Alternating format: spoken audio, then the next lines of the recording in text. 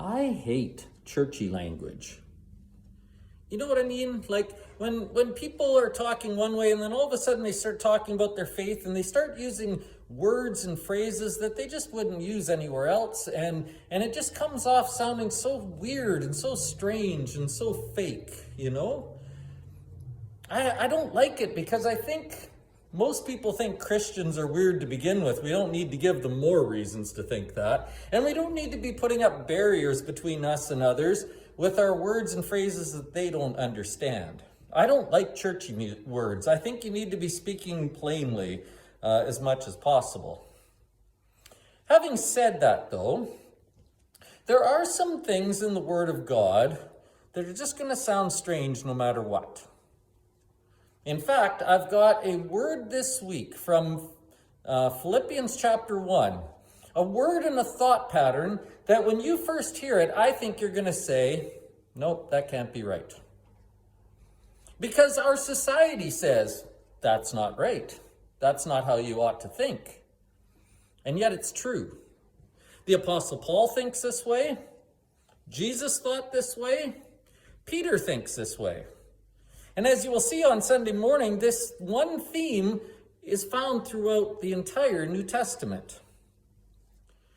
The challenge of the morning in this sermon will not be understanding this sermon. This sermon will be plain enough to understand. The challenge will be figuring out how to live it and what to do with it, because your natural tendency is going to be to say, I don't like that. I don't think that's right. I don't want to do that. However, if we learn to do this, we open ourselves up to a lot of blessings that we would miss otherwise. The sermon is called Whatever It Takes. And if you want to hear what the word is or what the thought pattern is that we need to understand, you're going to have to come Sunday morning at 11 and hear it.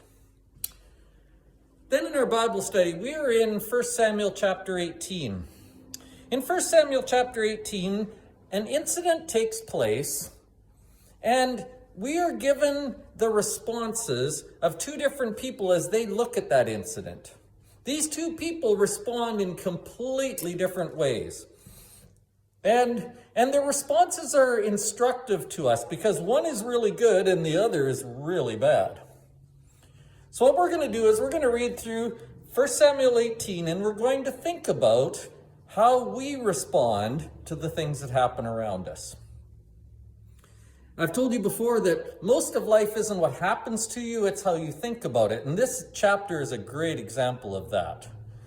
So read ahead, see if you can figure out what we're talking about here, and see if you can see yourself in there. That's going to be the key. 1 Samuel chapter 18.